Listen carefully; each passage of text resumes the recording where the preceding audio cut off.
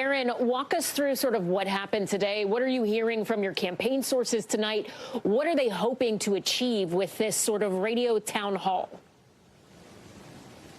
Well, this radio town hall was one of several outreach opportunities that the Harris-Walz campaign has been trying to have. The vice president in particular sitting down for this conversation that was designed for her to be able to answer questions from the black community and from black men in particular. Charlamagne Tha God, who hosted this town hall, radio town hall, has a large audience, as does Roland Martin, with whom the vice president recorded an interview that aired yesterday, and also with the Shade Room, which has a large black audience across the country as well. The vice president today in this radio town hall was able to talk for about an hour about some of the things we've heard her address in the past around economic opportunity that she wants to create, but she also talked about reparations. She talked about how close this race is with former President Trump. She talked about being a president for all, but in particular saying that she is clear-eyed about the disparities that exist that have impacted the black community in particular, and the work that she wants to do and has been doing through the course of her career, in particular to help black people. She also yesterday laid out this opportunity agenda for black men, where she talked about creating loan opportunities for black entrepreneurs. She went into that a little bit as well on this radio conversation. She also talked about one of the other elements of that, and that is legalizing recreational marijuana. I want you to hear a little bit of her addressing that particular topic during this town hall. I'm very clear. The community is not going to stand up and applaud just because everybody has a job. That should be a baseline. My agenda is about tapping into the ambitions and the aspirations, knowing that folks want to have an opportunity. If they want, they should have a meaningful opportunity to build wealth, including intergenerational wealth. And that's my agenda.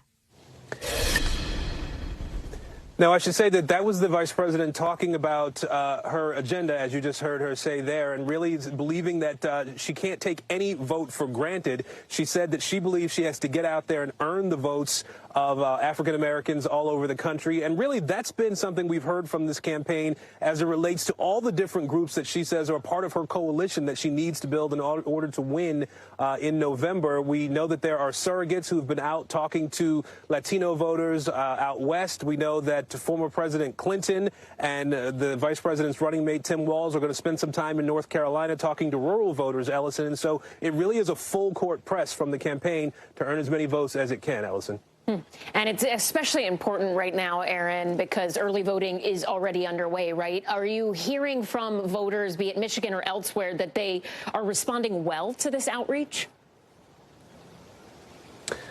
Well, you know, it's something, this idea of getting people to the polls early is something that we've seen before, and the vice president has talked about it on the campaign trail, particularly in the last several days as she's been hitting some of these early voting states, saying that it's important for people, if the opportunity is available to them, to get out and vote early. If there are mail-in options that they can take advantage of, that they should do that as well. Some of the thinking around that, I think, is that when people take advantage of the opportunity to vote early, it drives up turnout. That is going to be a key thing for the Harris campaign, and they know that they need to make sure not only that people are supporting them, and they've seen a significant amount of support as they've been doing these rallies all over the country, but they need people to actually turn out, and encouraging them over and over again to turn out to vote early if they can is something that the campaign believes could help them as they look at Election Day in November and sort of getting those final totals from the early voting that's happening in so many places already, Ellison.